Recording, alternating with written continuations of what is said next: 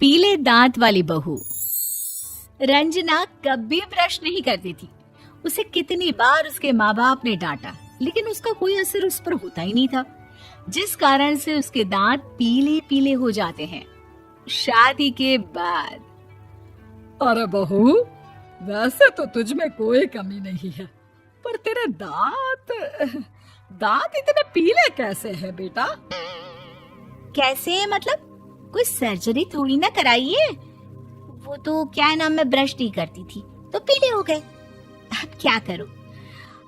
आप कहें तो लाल करवा लूं या फिर काले? यार ये क्या है, क्यों माँ से लड़ रही हो? लड़ रही हूँ? अरे मैं लड़ रही हूँ या ये बोल रही है कि दांत पीले हैं, पीले। अरे तपस्या थोड़ी ना की है इन्हें पीले करने के लिए। बकायदा ब्रश नहीं किया है 20 साल तक, तब जाकर। छी, कैसी बात कर रही हो?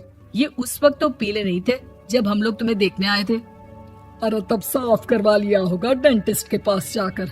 अब देखो कैसे पीले पीले लग रहे हैं। रंजना सास की तरफ गुस्से से देखती है। फिर शुरू हो गई पीले पीले पीले। अरे पीले तो तब भी थे जब मेरे हाथ का रसगुल्ला उड़ा उड़ा कर खा रही थी और बोल रही थी, लड़की नहीं गुणों का खजाना दे रहे भाई साहब आप। खैर, अब वो लोग करते भी तो क्या करते, पीले दांत वाली बहू पल्ले पड़ी थी तो झेलना तो था ही। एक दिन कीर्तन में रंजना गाना गा रही थी। अरे कमला बहन, माँ का द्वार है, यहाँ तो सब शुद्ध होकर आते हैं, फिर अपनी बहू को ब्रश भी नहीं करवाती तुम। दूर से पीले पीले दांत भक्ति में बाधा उत्पन्न कर रहे हैं। अरे कोई 2 साल के बच्चे थोड़ी ना लेकर आई हूँ मैं बहू बनाकर। अच्छी खासी लड़की है, अरे कैसे करवाऊं ब्रश? ये तो उसे खुद करना चाहिए ना। अब माँ बाप तो इसके जैसे तैसे निपटा दिए, ये नहीं सोचा कि सास कैसे संभालेगी। सास बहू को लेकर घर आ जाती है, लेकिन सोच लेती है कि अब इसे लेकर कहीं नहीं जाएगी। अगले रोज बहू कहती है, अरे क्या हो गया, मंदिर नहीं जाना क्या? कीर्तन का वक्त हो रहा है। मेरी मधुर वाणी से कान्हा जी जागते हैं और सोते हैं। आप तो जानती है ना उनकी भक्ति में कितना मन लगता है मेरा। वो क्या है ना, तबीयत ठीक नहीं लग रही है मेरी, आराम करूंगी मैं। तबीयत ठीक नहीं लग रही? अभी तो मिथुन के गाने पर नाच रही थी आप, और अब बोल रही है कि तबीयत ठीक नहीं लग रही। अरे भक्ति में मन लगा लो सासू माँ, ऊपर जाना है, क्या मुंह दिखाओगी आप? हाँ? सास को बहू की बात पर गुस्सा आ जाता है। मैं क्या मुंह दिखाऊंगी, इसकी चिंता तो ना कर, समझी? अपने मुंह की चिंता कर, जो ये पीले पीले दांत लेकर हर जगह पहुंच जाती है। पता है लोग कितना मजाक बनाते हैं। ना जी ना, मैं नहीं जाना कहीं तेरे साथ। तो ये बात है। कोई ना, मत जाओ, मैं अपने कमरे में ही बैठकर भक्ति कर लूंगी। ऊपर वाला दांत थोड़ी ना देखता है, मन देखता है, भावना देखता है। और अरे बस बस, तू सब कुछ दिखा, बस ये सफेद चमकदार दांत ना दिखाना किसी को, है? जा यहाँ से। बहू को सास की बात का कोई फर्क नहीं पड़ता, वो तो जैसी थी वैसी ही रह जाती है। सुबह नहाकर किचन में खाना बनाना, फिर खाना खाना, कीर्तन भजन करना और सो जाना। एक दिन, माँ जी मैं सहेली के घर जा रही हूँ, शाम को लेट आऊंगी। हाँ हाँ तो जाना, मैंने कौन सा तेरी आरती करनी है घर पर बैठकर। रंजना सहेली के घर जाती है, जहाँ वो पार्टी में जाने की तैयारी कर रही होती है। अरे शिखा, कहाँ जाने की तैयारी कर रही है? मैं गलत वक्त पर आ गई क्या? अरे नहीं यार, उल्टा सही वक्त पर आ गया। मैंने ये साड़ी और ज्वेलरी निकाली है यार, शाम को इनके ऑफिस की एक पार्टी में जाना है। बताना कैसा लग रहा है ये सब? नहीं यार, इस ड्रेस के साथ तो वो वाली ज्वेलरी अच्छी लगेगी। हाँ हाँ सही बोल रही है, मैंने ध्यान ही नहीं दिया। वैसे तो हमेशा से मस्त फैशन सेंस रखती है। तो बड़ा जाती होगी ना पति के साथ पार्टी में।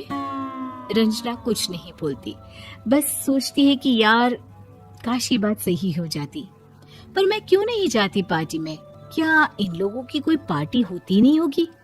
रंजना घर आती है और रात में पति से सवाल करती है, एक बात बताइए, आप मुझे किसी पार्टी में क्यों नहीं ले जाते? क्या आपके यहाँ ऑफिस में पार्टी नहीं होती?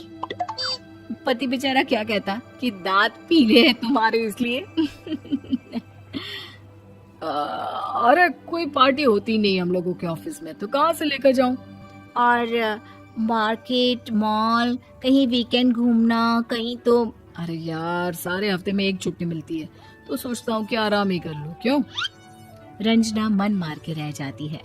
पहले कभी सास के साथ मंदिर जाया करती थी, लेकिन वो भी सास ने ले जाना बंद कर दिया। घर बैठी बैठी रंजना बोर हो जाती है। तभी उसे आइडिया आता है और वो मायके जाने का सोचती है। सासू माँ, 2 दिनों के लिए मम्मी के घर जा रही हूँ। अच्छा अच्छा ठीक है, आराम से जा। और हाँ, माँ से कुछ अच्छी आदत सीख कर आना कि कैसे शरीर के हर भाग की तरह दांतों की सफाई भी जरूरी होती है, समझी? शुरू हो गई ना आप। वो लोग आपकी तरह नहीं है कि छोटी छोटी बात का बतंगड़ बना दे। उन लोगों के लिए मैं मायने रखती हूँ, ना कि मेरे पीले पीले दांत। रंजना माँ को बिना बताए उन लोगों को सरप्राइज देती है, लेकिन जैसे ही वो दरवाजे पर पहुंचती है, अंदर देखती है कि घर वाले कहीं जा रहे होते हैं। अब माँ, काश रंजना दीदी के दांतों वाली प्रॉब्लम नहीं होती, तो वो भी हम लोगों के साथ चलती ना बुआ जी की बेटी की शादी में। हाँ बेटा, लेकिन अब उसे कौन समझाए कि उसको उसके पीले दांत नहीं दिखते, लेकिन उसके आसपास के लोगों को कितना एम्बैरेसिंग फील कराते हैं। मुझे तो कितनी बार उसके स्कूल की टीचर ने शिकायत की कि उसके साथ कोई लड़की बैठना भी नहीं चाहती, और ना ही कॉलेज में कोई उससे बात करना चाहता था। लेकिन पता नहीं क्यों उसे ये बात समझ में ही नहीं आती। कोई कमी नहीं है उस लड़की में, बस यही कि दांत पीले हैं। वो तो भला हो जीजा जी और उनकी माँ का, जो दीदी को जैसी है वैसे ही रखा हुआ है। रंजना को अपने घर वालों की बात सुनकर बहुत दुख होता है। वो सोचती है कि वो क्या करे, लेकिन फिर वो सीधा डेंटिस्ट के पास जाती है, अपने दांत चमकाती है और कसम खाती है कि वो रोज ब्रश करेगी।